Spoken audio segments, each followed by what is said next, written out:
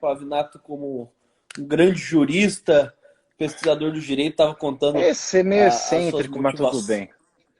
Meio as excêntrico, suas mas tudo bem. motivações para explicar o pródigo, para o fanatismo religioso e como isso dialoga com o nosso arcabouço institucional.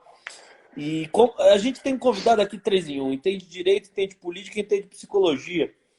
Então o nosso tema está super bem É, pois é. suportado aqui para a gente falar de fanatismo e discurso de ódio. Me diga, de um tempo para cá, antes eu sentia que era pouco latente a figura do fanático político. A política não era uma coisa que estava muito difundida na sociedade. De um ano para cá, entrou muito forte no cotidiano brasileiro e a gente vê a cada dia mais entradas de malucos, né? A gente vê pessoas indo na Paulista esse final de semana para sair na porrada, pessoas na frente do STF segurando tochas, com várias referências estéticas dúbias ali. Como que você vê a figura? Como a gente chegou no fanático político do dia de hoje? Olha, é interessante porque a tese ela fala do fanático religioso, mas na verdade ela fala do fanático, né? Ela fala do fanático religioso por quê? Porque é uma tese acadêmica, então ela se baseia em estudos científicos e pesquisas de neuroimagem com fanáticos religiosos em universidades da Europa, notadamente Alemanha, Inglaterra e algumas dos Estados Unidos. As pesquisas de neuroimagem, elas permitiam, como o fenômeno era do fanatismo religioso, o campo que foi analisado cientificamente eram de pessoas sem religião, com religiosidade normal e com o que eles chamam na medicina de hiperreligiosidade, né? Que são os fanáticos, são as pessoas muito louconas da religião. Então, eles notaram que as pessoas com hiperreligiosidade, com fanatismo, as pessoas de fato assim, que se batem por conta de religião, o córtex pré-frontal dessas pessoas ele tem alteração com relação aos outros grupos. E o sistema Congenitamente ou ao longo da vida? a partir do exercício da Ah, hiperreligiosidade. perfeito, perfeito. Então, e o sistema dopaminérgico delas passa a funcionar de maneira diferente. A produção da dopamina ela é totalmente diferente da produção de dopamina em cérebro de pessoas com religiosidade normal e com hiporreligiosidade, né?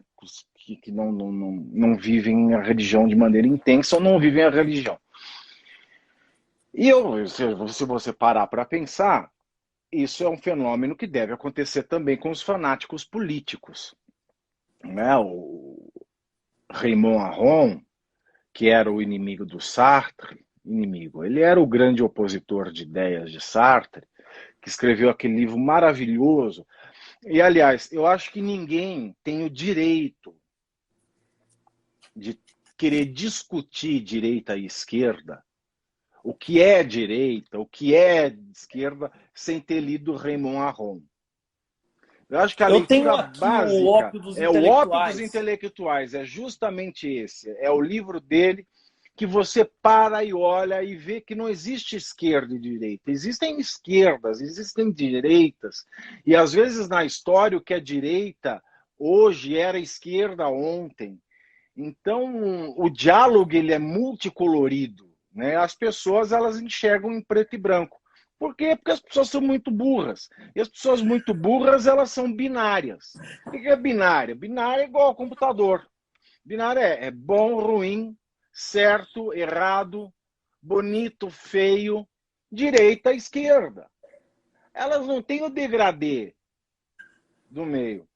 É preto branco. Elas tão sem é preto branco, papai e mamãe. Não tem 50 tons de cinza. A vida com 50 tons de cinza, ela é muito mais interessante. Muito mais. Muito mais interessante. Ó, então elas não têm essa capacidade de enxergar o fenômeno da maneira real. E as pessoas, quando elas são muito burras, e quando a burrice delas é vangloriada, E esse foi um processo que tudo começa com Lula. Tudo que é de podre nesse país começa com Lula. Essa direita que aí está no poder é culpa da esquerda. Bolsonaro é fruto do Lula, porque o Lula ele começa a dessacralização da academia. Ele começa, ali com ele, começa um processo que você vai elevar a opinião ao mesmo patamar do conceito. A E ignorância esse não é só como um instrumento de problema. autoridade, né? Isso não é só um problema do Lula. O Lula ele ajuda a deixar isso mais rápido no Brasil, porque na verdade isso é um fenômeno mundial, é um fenômeno das redes sociais. Humberto Eco devia ser declarado profeta da modernidade pelo Papa Francisco. Porque quando ele fala no surgimento das redes sociais, que o Twitter, por exemplo, ele é uma ferramenta de amplificação do idiota da aldeia, porque toda aldeia tem um idiota. O que o Twitter faz é transformar esse idiota em 100 mil. E quando ele fala que a plataforma digital é a plataforma dos imbecis, porque o imbecil ele vai ter o mesmo espaço de fala que o prêmio Nobel, de certa forma ele antecede que a gente está vivendo um momento em que opinião, as pessoas acham que tem o mesmo valor do que o conceito. Então, além de binárias, essas pessoas que são burras, elas sofrem de um outro processo que se chama solipsismo. Porque quando você tem a sua opinião validada pelo discurso oficial, que já era validada no discurso social com as redes sociais. Você se empodera, né? Agora, com o Bolsonaro, né, que é assim, é o auge da estupidez. É a estupidez assim no estado mais lapidar, como se pode mais bruto. É a questão do Bolsonaro, que a gente vê gente de boa para falar em terra plana. Terra Então você acha plana. que a Isso partir do Lula a gente abriu a caixa de Pandora da a gente abre, imbecilidade porque ele e as redes desacraliza o sociais deram um academicismo. megafone? Exatamente. E depois a gente vem aqui as pessoas que começam a valorizar a liberdade de expressão, a liberdade de opinião e dão à opinião o mesmo valor que conceito.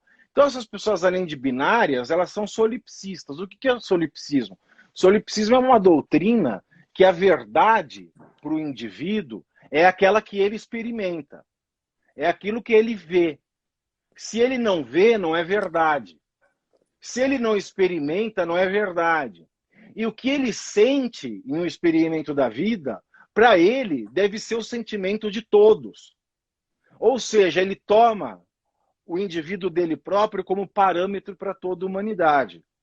Então a gente tem aqui, num pedestal, falando junto com qualquer autoridade, seja em filosofia, em política, em direito, um imbecil solipsista. Um imbecil binário solipsista. Então, quando essas pessoas têm espaço, e esse espaço dado é a rede social, e a rede social que foi elevada, foi içada à plataforma política, que foi içada à ágora de Atenas, né, a ágora da democracia ateniense.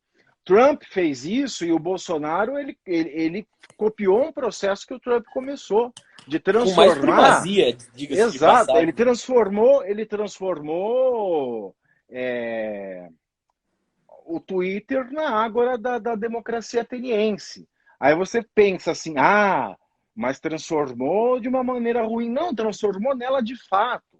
Porque se a gente pega o Gorgias, um dos livros de Platão, que é da primeira leva de Platão, é um Platão não tão autoritário como é o Platão da República, da parte final das lições dele. Em Gorgias, ele coloca Sócrates, que é sempre o personagem, a protagonista de Platão, reclamando dos sofistas na democracia ateniense. Porque um sofista, Ele é o cara, é um discursador profissional. E o sofista, ele reclamava disso Sócrates, e a gente vê isso em Gorgias de Platão, que o sofista ele podia ganhar num debate em assuntos de medicina debatendo com um médico. Médico. Então a rede social, ela repete com perfeição o que acontecia na democracia ateniense. E a filosofia, ela começa a tomar relevo importante na democracia ateniense, porque era um momento de crise. Quando Sócrates começa a escrever, era um momento de crise da democracia ateniense. E a filosofia, ela sempre se recrudesce em momentos de crise. Uhum. Sempre. E agora nós vivemos um momento de crise brasileira, um momento de crise mundial, mas que no Brasil ela tem um relevo muito mais sério, muito mais agravado.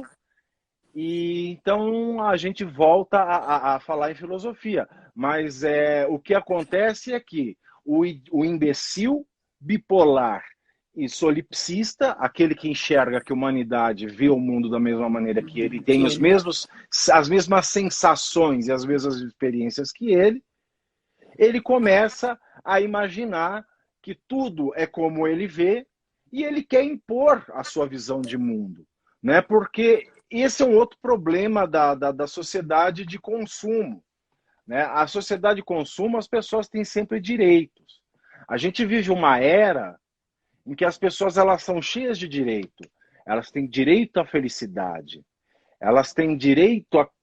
Elas nunca têm deveres, elas sempre têm direito. E a pessoa que sempre tem direito, ela sendo imbecil, bipolar, bipolar não, ela sendo imbecil, binária, né? Sim, não, certo, errado, feio, bonito, imbecil, binário e solipsista, ela acha que ela tem o direito da opinião dela ser reconhecida como conceito e ela não tolera o conceito. Ela chega a desafiar conhecimentos historicamente alcançados na história da É essa civilização. pergunta que eu queria te fazer agora, que eu estava pensando aqui já há alguns minutos. Por que Uhum. o burro, binário, solipsista, amplificado pelas redes sociais, é essencialmente uma pessoa odiosa, que se move e traz mais pessoas para perto a partir do ódio? E essa questão é muito importante, né? Tem gente que fala, você fala do fanatismo religioso, mas católico também foi fanático nas cruzadas. Veja bem, a gente vivia uma outra realidade na época das cruzadas, era um pouquinho diferente. Não existia Estado democrático de direito, não existiam direitos fundamentais, né? Os reinos, era a época dos reinos. O que eles faziam? Era um querendo aumentar o reino, então para aumentar ele tinha que guerrear com o outro. Então era tudo na base da guerra. E a virtude a gente só pratica em época de adversidade, né? Então a gente falar que ser tolerante é uma virtude, a gente só fala que ser tolerante é uma virtude quando a tônica social, que a intolerância não é uma virtude, quando a tônica social é de tolerância. Então, naquela época dos cruzados, era uma forma da Igreja Católica aumentar seus domínios. Não existiam direitos Era mais fundamentais. institucional que necessariamente emocional, né? Exato, não tinha nada disso. Então, assim, o fanatismo, que é esse fenômeno de odiar tudo que é diferente do meu, ele é um fenômeno moderno. Ele é o fanático, ele é o cara que não se deu bem com a modernidade. Porque o que é a modernidade, o que os direitos humanos e o que o Estado liberal, o que a democracia, o capitalismo, eles vão criando ao longo do tempo. Vai chegando nos anos 70, as pessoas elas vão cada vez mais tendo mais escolhas a fazer. E essas pessoas, principalmente em países pouco educados, elas não estão preparadas para fazer escolha. É difícil pensar. Liberdade requer A responsabilidade. sociedade de direitos não acompanhou a evolução do capital humano, então. Exato, nem um pouco. Então a gente tem um sistema muito sofisticado para pessoas nada sofisticadas e sem preparo para fazer escolhas. As pessoas têm que sempre recorrer a alguém. É difícil escolher. Se é difícil escolher entre o certo e o errado, imagina entre os 50 tons entre certo e errado.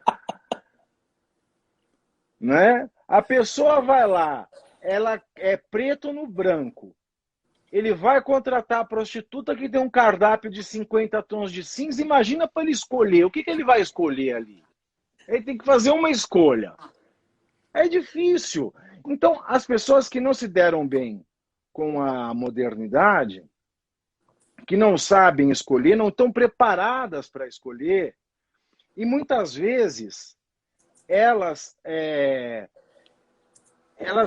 muitas vezes não, elas sempre se sentem perdidas. Então, quando surge uma religião com um líder religioso, um líder político, que faz a escolha para elas, ela devota Perfeito.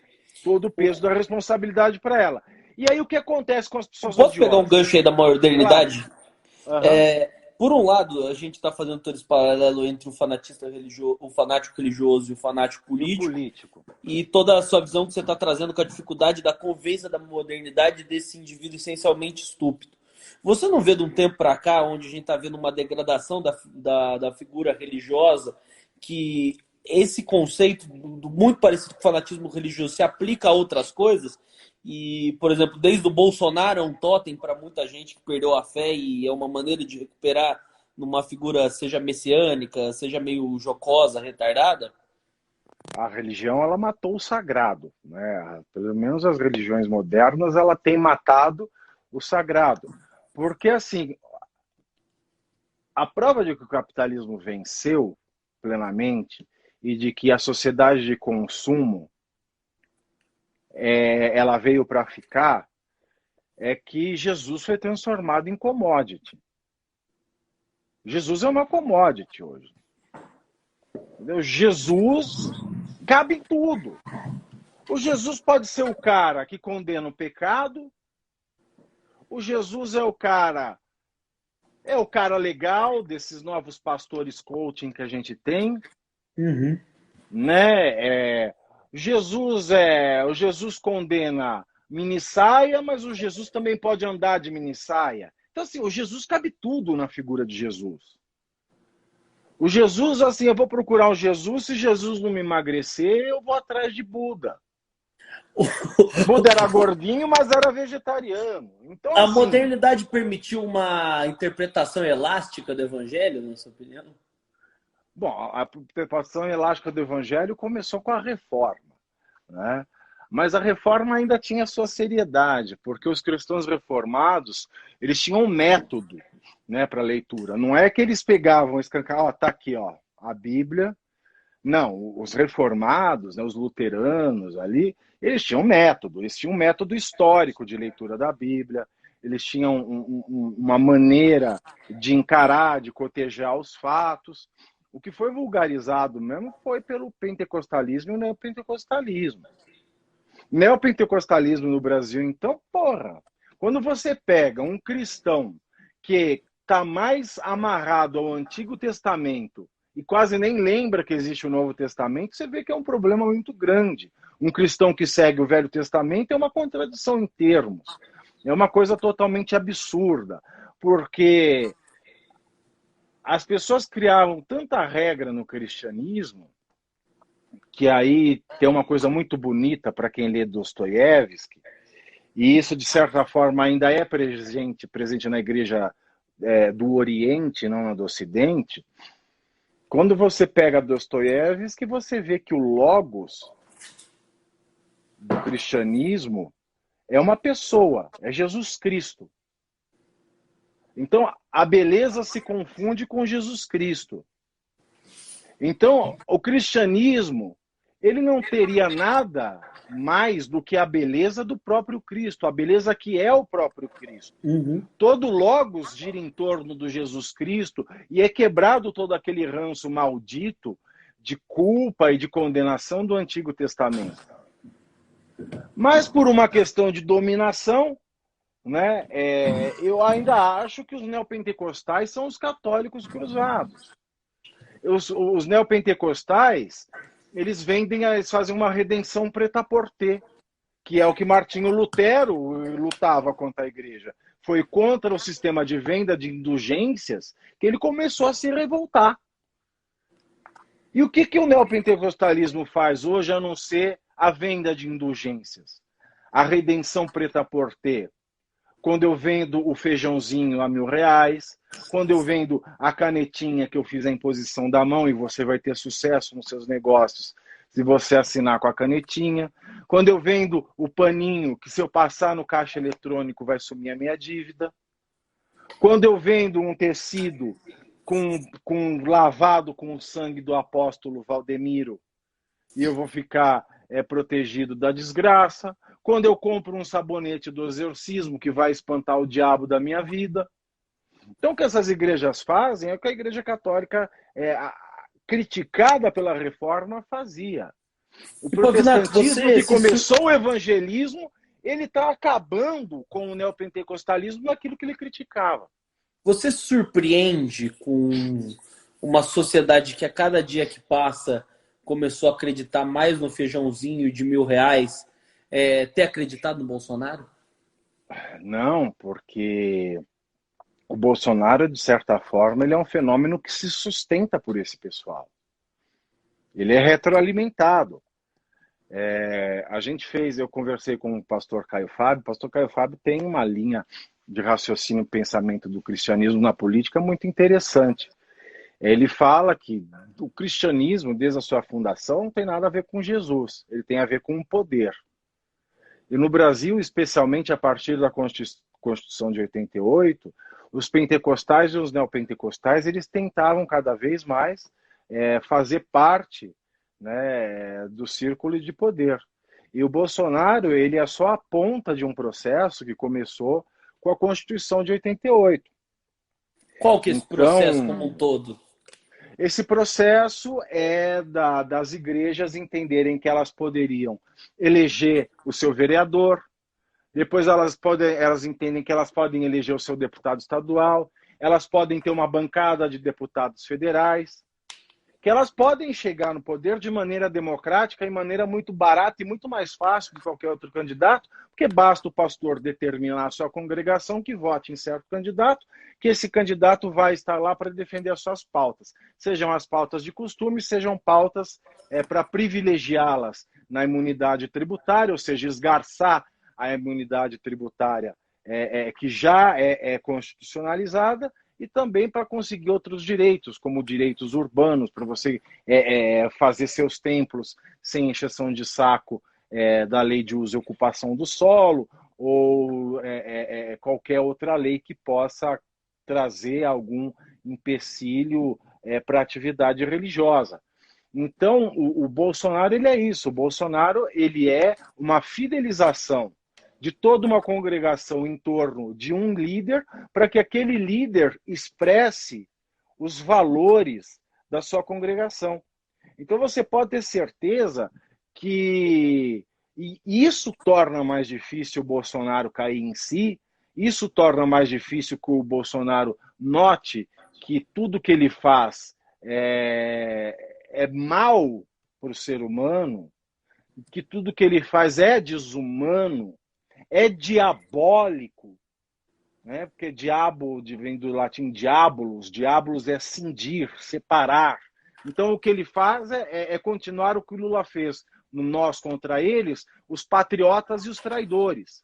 Então o que o Bolsonaro faz é diabólico. Então ele não cai em si desse seu diabolismo,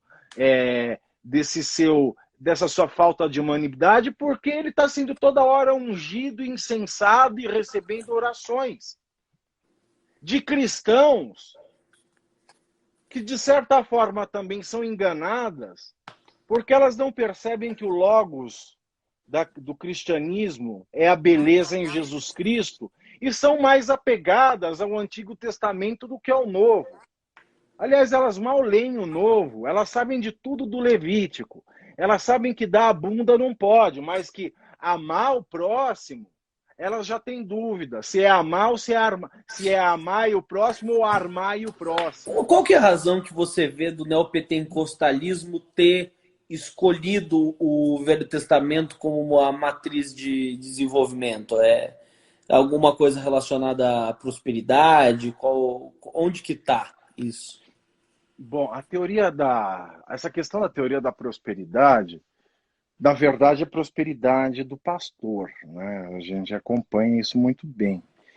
E para você conseguir contra-ofertas no cristianismo, no Novo Testamento é muito difícil. Você lembra que teve uma passagem, aliás, é uma passagem muito louca, né? Jesus Cristo tá muito doido, ele chega no templo, sai daqui, vira a mesa, pega a chicota, chicoteia o cara que está no templo vendendo coisa, sai todas, eu tô louca, sai todo mundo daqui, a paz expulsa todo mundo do templo. Então, você já vê essa relação de dinheiro afastada pelo Novo Testamento. Então, o Novo Testamento não é uma boa. No Testamento, Jesus parte o pão. E ele não cobra o pão que ele está partindo. Já olha que sacanagem.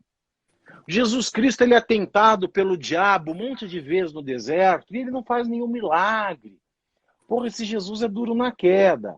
Então o negócio é de tipo o Antigo Testamento, que é onde tem ameaça. Que é onde tem 7 pragas, que é onde o Jó só se fode. Aliás, eu acho que o bolsonarista é meio Jó, né? Porque ele é o cara que só toma na lomba, mas tá lá firme na fé dele. Você veja lá, Deus faz pegadinha com o cara, com Abraão. Então, assim, o Velho Testamento ele é um lugar de muitas obrigações. E como é que você fideliza? E você, assim, não é fidelizar clientela, porque fidelizar clientela você fideliza com agrado. Como é que você fideliza pessoas subservientes? Através de um excesso de obrigações. Então Moisés ele tem um valor muito maior para o cristianismo neopentecostal do que o próprio Jesus. Porque ali é um lugar de obrigações, é um lugar de deveres. E é um lugar que você só vai ser afastado da desgraça toda que está ali através do estrito cumprimento dos deveres. Então, o cristianismo, o neopentecostalismo, é mais fácil de lidar com o Bolsonaro porque ele tem a logos do Antigo Testamento, que é uma logos de autoridade do pastor, que é uma logos de não questionar, mas cumprir o dever. Que não tem nada da logos de Jesus Cristo, da pessoa de Jesus Cristo. Então é por isso que o Antigo Testamento ele é mais presente. E é por isso que a gente tem casos de intolerância muito maior nas igrejas neopentecostais. Porque a intolerância ali, ela vem da velha aliança, do Antigo Testamento, que é um livro que condena tudo. Você não pode nada no Antigo Testamento. Você não pode fazer absolutamente nada. E Cristo ele vem para romper essa ordem, mas isso as pessoas Você acha que a maliciosamente matriz da escondem. intolerância que a gente vê hoje na sociedade, na política, tem uma motivação primordialmente religiosa ou tem outras além? A matriz, então, o fanatismo moderno, né, que é a raiva moderna, que é a odiosidade moderna, ela vem da modernidade. O fanatismo hoje é uma questão da modernidade. Como eu falava, são pessoas que não se adaptaram à nova ordem. São pessoas que têm dificuldade em escolher, que se sentem aflitas, sabe? Eu tenho que fazer tanta escolha hoje em dia, não existe mais o certo e o errado. Nossa Senhora, como é que eu vou fazer? Não, o viado pode beijar na rua, não é mais pecado. Como é que eu vou fazer agora? Meu Deus do céu! Agora, hoje me dizem que se eu der a bunda não é mais problema. Meu Deus do céu, era tão mais fácil quando tudo era certo e errado. Então a pessoa fica angustiada. Porque primeiro, ela não tem preparo científico, ela não tem preparo educacional, ela não sabe o que fazer e aquilo gera um sufoco nela. E ela vai procurar líderes que queiram trazer para ela um tempo. E essa questão do antigamente era melhor é uma questão também que remonta ao começo da filosofia. Platão, quando vai falar da República, ele é o primeiro que começa com o conceito de que a vida o mundo só tende a deteriorar. Então, para que o mundo não deteriore e as pessoas não se deteriorem, eles têm que voltar para trás. Eles têm que voltar por uma política de um passado onde a civilização era gloriosa. E ele toma como modelo a sociedade de Esparta, né? Que era ali, entre os povos gregos, o que mantinha uma forma de governo da mais antiga. Então, esse pensamento não é de hoje, vem de Platão. Essa questão do reacionarismo, que são as pessoas que querem, que têm esse discurso de ódio, são pessoas reacionárias, são pessoas iguais aos comunistas. Porque o comunista é a pessoa que vê o rio que corre para frente. O reacionário é a pessoa que vê o rio que corre para trás. O comunista, ele vê o paraíso no final do rio. O reacionário, ele vê o paraíso debaixo do rio, naufragado no rio. E o Mark Lilla, professor da Columbia, ele tem aquele livro maravilhoso dele, que é O Navio Naufragado, que ele fala do reacionarismo do Trump. Então as pessoas acham que no passado que era tudo melhor. Elas têm um saudosismo, na verdade nem era melhor. Né? As pessoas falam Brasil glorioso. O Brasil não foi glorioso nunca. Né? No caso de algum outro país eu até aceito, mas no Brasil foi glorioso quando? Não se tem notícias, infelizmente não se tem notícia. E, bom, mas antigamente era melhor, as pessoas acham que na ditadura tudo era bom. Então, elas ou no Império, ou em qualquer outro momento. Então, elas endossam isso. Né? E por que antigamente era tudo preto no branco, era tudo bom ou ruim? Né? Um sistema religioso cheio de deveres, em que tudo é pecado, quer dizer muito mais com essas pessoas do que as pessoas que se deram bem com a modernidade. Com pessoas que sabem lidar com essa miríade de direitos fundamentais que existem hoje. Liberdade de opinião, liberdade de imprensa, liberdade de religião, mas liberdades que saibam exercer sem que se choquem com outras liberdades próprias ou liberdades dos outros. Então são pessoas que não sabem lidar, que elas saíram por baixo. E como elas saíram por baixo na modernidade, elas acham que lá atrás era tudo melhor. Então vamos voltar para lá atrás. E aí você começa com um discurso de ódio do gay, porque o gay é um fenômeno, o gay aceito é um fenômeno moderno. Você começa com um discurso de ódio contra a mulher trabalhar, porque a mulher trabalhar é um fenômeno moderno. Você começa com um discurso de ódio da imigração, porque a imigração é um fenômeno moderno, porque o imigrante está roubando meu emprego, porque antigamente meu pai tinha emprego, agora eu não tenho. Então, assim, o reacionarismo ele sempre vai procurar um bode expiatório. Algum mal da modernidade que não existia no antigamente da cabeça dele, um antigamente onde tudo era melhor. Então você junta esse fenômeno do fanatismo como medo da modernidade, não só medo, mas também fracasso, medo e o fracasso da modernidade. Você vai esperar o quê? De uma pessoa imbecil, binária e solipsista. Que ela fracasse da modernidade e por isso ela tem medo que a modernidade continue. Então ele luta contra a modernidade. Então essas questões do discurso de ódio, elas nada mais são do que a luta contra a modernidade. Elas são a luta contra um sistema sob o sol da qual elas não têm lugar. É como uma questão racista nos Estados Unidos. As pessoas são racistas porque elas não sabem lidar com a modernidade, que é o reconhecimento de que não existem raças humanas. Existe uma raça, que é a raça humana.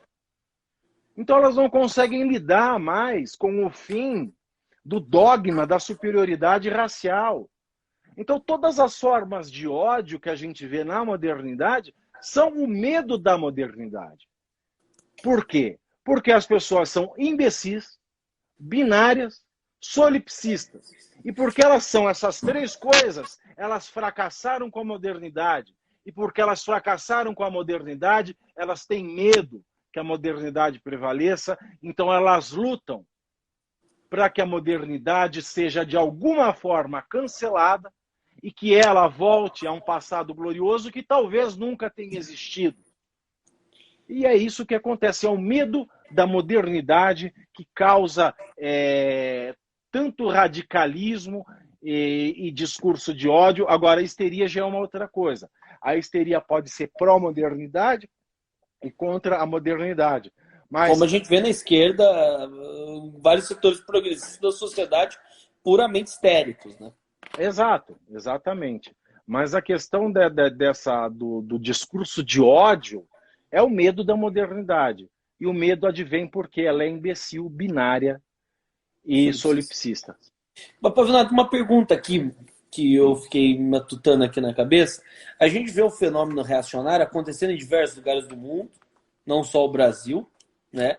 A gente vê o Trump nos Estados Unidos, a gente vê a Le Pen na França, que são países com sistemas educacionais e um capital social muito mais elevado que o Sim. nosso. Por que isso acontece? As pessoas ali também são imbecis, binários solipsistas? Tem as pessoas que não se deram bem com a modernidade. O que acontece? As pessoas elas podem ter até um nível de educação. E às vezes a educação ela não é um impeditivo para que haja o discurso de ódio. Porque a modernidade ela também excluiu pessoas, não porque elas não saibam lidar com a modernidade, porque ela tirou oportunidades, várias oportunidades que antes existiam aos montes. A modernidade, se você não sabe lidar com ela, né, isso começa já com o problema do tear mecânico.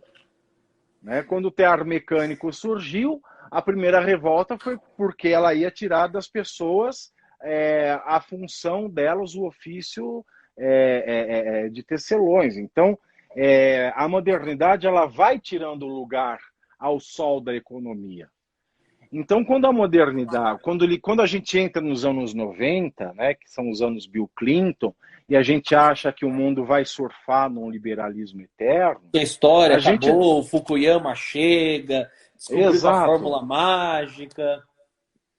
Você vai notar que existe uma massa de pessoas, até nesses países considerados de população mais culta, pessoas que vão morrer nesse processo, né? Que são, por exemplo, na França, pessoas que faziam ali os seus queijos de maneira caseira, né? E você se vê aí concorrendo com grandes potências industriais dos gêneros lácteos. Como diria a Dilma, da Via Láctea. Então você vê esse fenômeno da concorrência e do consumo desenfreado, de que vende mais quem produz por menos, e produz por menos quem produz mais, e produz mais quem tem uma escala de exploração de meios de produção e empregados. Então você vê muita gente que foi excluída nessa loucura do liberalismo dos seus meios de sobrevivência. E essas pessoas, elas podem até não ser solipsistas, elas podem até não ser binárias, elas podem até não ser imbecis. Esse é um caso brasileiro típico. Mas essas pessoas, elas têm medo de que isso continue. Então, assim, o medo, ele é a mola propulsora de todos os problemas. À medida que a necessidade ela é a mola propulsora de todas as soluções, o medo ele é a mola propulsora de todos os problemas. Feuerbach dizia que a religião nasce do medo. Tire suas conclusões daí. E o medo da modernidade também gera os seus problemas, porque se a pessoa ela perde o que ela sabia, ela perde o seu sustento, ela vai passar a militar nas fileiras de algum movimento que queira fechar fronteiras, fechar o mercado para que ela possa ter a sua produção. Agora, veja bem, esse pessoal desses países mais avançados, né, o discurso de ódio a gente pode encontrar e pode não encontrar. Tem pessoas que só querem o fechamento do mercado, tem pessoas que só querem o fechamento ali da economia, que querem leis que protejam a produção nacional, leis que deem incentivo, querem que o Estado participe. Então, essas pessoas, elas lutam por isso. E podem haver também as pessoas imbecis, né, que são as pessoas que fazem que vandalizam imigrantes, por exemplo. As que são pessoas que não sabem lidar dentro dos moldes institucionais com a questão do medo que elas sentem. Então, elas partem para a ignorância. Então, até mesmo na França, nós temos ignorantes, binários e solipsistas. Porque a gente vê gente maltratando imigrante, a gente vê coisas na rua, mas assim, nós temos que separar o tipo de pessoa. Tem gente que só tem medo da modernidade, mas não é imbecil a ponto de descontar em outro ser humano. Ela reconhece o medo dela da modernidade e, reconhecendo o medo da modernidade, ela exige medidas estatais para que ela seja protegida na sua subsistência, na sua dignidade. E existem outros que não reconhecem que o medo que elas têm é da modernidade. Você acha que a gente está vivendo hoje uma ressaca do liberalismo da década de 90? O que a gente achou que tinha uma perfeição, mas a gente acabou excluindo muita gente e a revolta desses excluídos se manifesta nesse discurso. O fanatismo religioso, expressado nos ataques terroristas islâmicos, eles são, sem dúvida nenhuma, uma ressaca desse liberalismo dos anos 90. Porque eles viram um mundo nascer, um mundo se desenvolver e eles ali na merda, então eles se revoltam contra isso, sem dúvida nenhuma. E da parte das pessoas, como elas vão ter um cabedal científico, porque o liberalismo, ele exige um ser humano melhor, um ser humano mais preparado. Porque se você fala, eu vou continuar... Tá vindo muita besteira aí? Tá maravilhoso, eu tô rindo de ótimo. Felicidade. Então tá. Se você tem um indivíduo, você não tem mais o direito de ser estúpido. Por exemplo, a pessoa fala, o bolsonarismo fala, vamos fazer homeschooling. Pra puta que eu pariu. Homeschooling pra quê? Pra você criar um estupidinho dentro de casa? Eu cheguei na faculdade de Direito, eu vim do interior do estado de São Paulo. De onde você é, Pavinato? Você imagina, Itapira. Conhece? Entendi. Agora faz todo sentido. Por isso que você gosta muito do Barros Munhoz. Depois eu conto. A gente é de Itapira. Aí, você quer lá, o máximo que você fazia lá era FISC, se você tivesse um dinheirão para fazer FISC. Na minha época lá, no tempo do Onça. Aí, você chega aqui em São Paulo. Eu cheguei aqui na faculdade de Direito da USP. Aí você vê aquele povo que veio do Bandeirantes, do Porto, tal. Aquele povo que já tinha lido Raimundo Faoro. Fala, o que é Raimundo Faoro, gente? Gente que já sabia o que era Kant. Não, e eu acho engraçado... Kant, pra mim, é quando você ia no Silvio Santos, ele falava no qual é a música, Kant. Era o Kant. E o engraçado que eu também, como um bom caipira, a gente chega na capital achando que nós somos grandes letrados, porque na nossa convivência provinciana a gente era, né? Pois é. A gente não sabia nem bater punheta no interior. E aí você chega, você vai estagiar, O povo tudo falando inglês, aquele inglês assim, sem perfeição e tal. Aí você fala, puta, onde é que eu fui me enfiar? E aí você fala, se a gente que veio do interior se esforçou para vir para cá, teve que lidar com essa selva, com esse monte de gente da nossa idade, que já sabia o que era Raimundo Faoro, Kant, falava inglês, quando não falava um outro idioma, e a gente não sabia nada. A gente tinha decorado o livrinho lá da FUVEST, o Atualidades e as apostilas do Ângulo. Era o que a gente tinha feito na vida. E já achava o choptura. Você imagina uma criança saindo do homeschooling, que é uma criança que já não vai aprender, a não ser que ela seja da família do... Não, mas ele morreu. A não Moreira ser que ela seja... Salles. Neto do Moreira Alves, o vô vai dar aula para você, vem aqui. A pessoa ela não teve a diversidade, e ninguém cresce sem a diversidade. E a escola é importante, o ambiente escolar é importante porque você lida com personalidades diferentes, então você cresce. Agora, homeschooling, de uma sociedade que tende a cada vez mais ser mais complicada e mais concorrida, porque vai ter cada vez menos lugar ao sol, você está criando gente, você está fazendo uma fábrica de fanáticos que daqui a pouco vai querer viver como numa tribo Amish. Porque não vai ter aptidão nenhuma para viver nessa sociedade. E se entrar nessa sociedade, se entrar no espaço institucional, vai querer acabar com ela porque vai ter Porque não consegue medo. conviver ali dentro. Porque não consegue. Então, assim, ela vai engrossar o coro dos discursos de ódio. Pavinato, aí eu tô com medo que nosso tempo acabe e quero ir para nossa última pergunta aqui. Pergunte. Como combater o fanático? Como acabar com o fanático? É pela exposição? É por ganhar a maioria que não está nisso? É pelo afeto? Assim, se eu soubesse, eu ia me candidatar para mediar o conflito árabe-israelense. Mas nós temos vestígios. Como a gente vai combater? Nós temos vestígios de gente que é puta véia nesse assunto, que é o Amos Oz, por exemplo. Amos Oz, um dos maiores escritores israelenses. O cara é sensacional. Não sei se você já leu alguma coisa dele. Nunca li nada. Amos Oz é sensacional. Além de um grande romancista, ele conhece a história de Israel como ninguém, conhece o conflito árabe-israelense como ninguém, discorre sobre o fanatismo árabe-israelense como ninguém.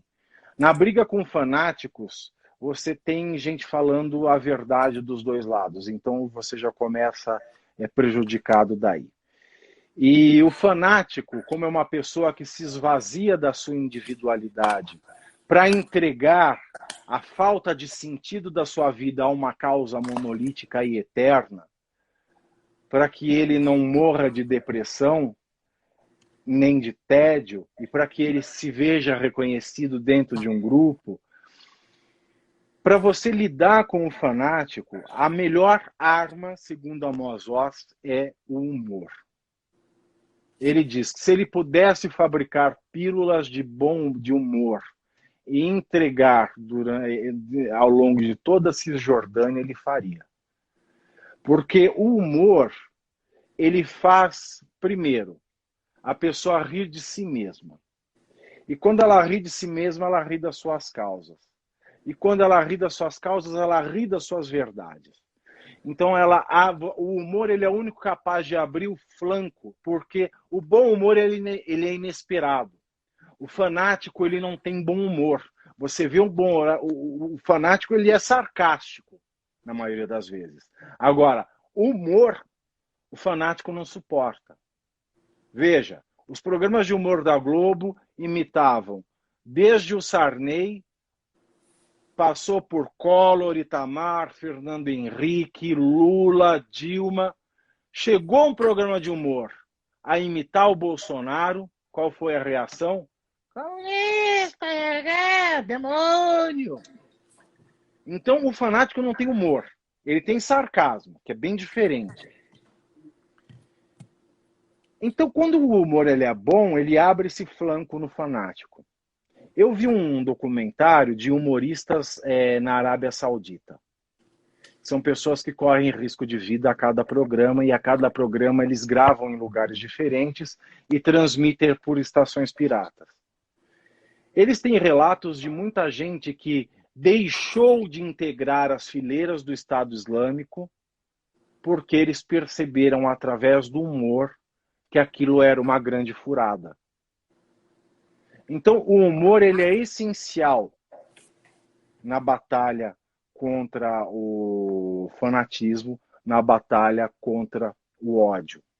Você acha que a gente vai conseguir vencer mais o bolsonarismo pela risada do que pelo combate? Olha, vencer o fenômeno bolsonarista, a gente só vence pelo humor.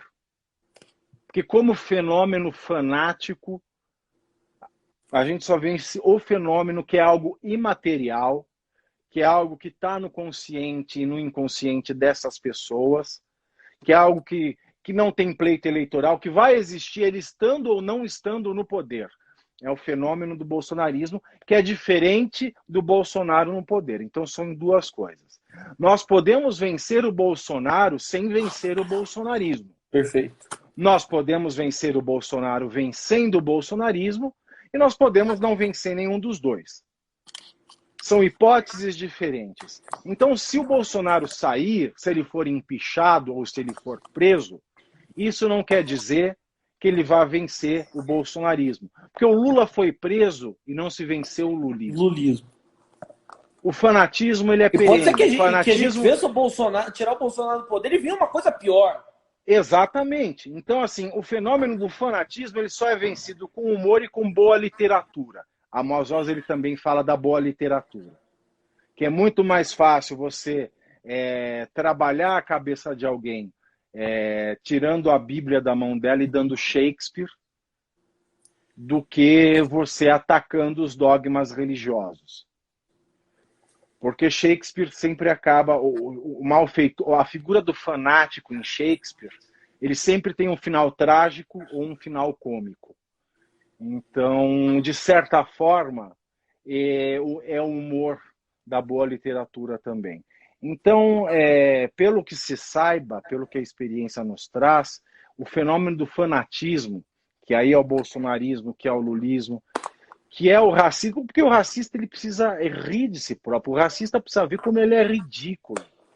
Claro, o racista precisa ser preso, mas o racista preso é um racista fora de circulação, e não um racista que deixou de ser racista. É a mesma questão. Eu tirei o Bolsonaro do poder, mas eu continuo o bolsonarismo. Se eu prendo um racista, ele continua racista. O efeito penal, ele só tem um efeito de amedrontar. Ele não tem um efeito de desfazer o fanatismo, o preconceito, o sentimento odioso. Então, contra o discurso de ódio, qualquer discurso de ódio, seja o bolsonarista, seja o racista, seja o homofóbico, só o bom humor e só a boa literatura, ela tem o poder de dissolver esse fenômeno. Leis penais só podem tirá-los de circulação, só podem tirar as pessoas que estão enfeitiçadas por esse fenômeno de circulação. Mas esse fenômeno só pode ser combatido com bom humor e com boa literatura.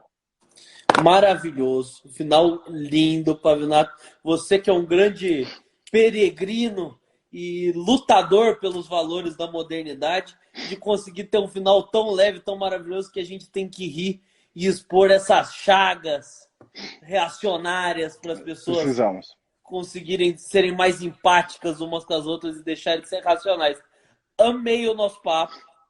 Também. Muito obrigado por topar bater esse papo com a gente. E quando terminar essa quarentena, vamos marcar um drink, porque essa conversa tem que continuar no bar. Vamos, sem dúvida nenhuma. E bêbado eu sou sempre melhor.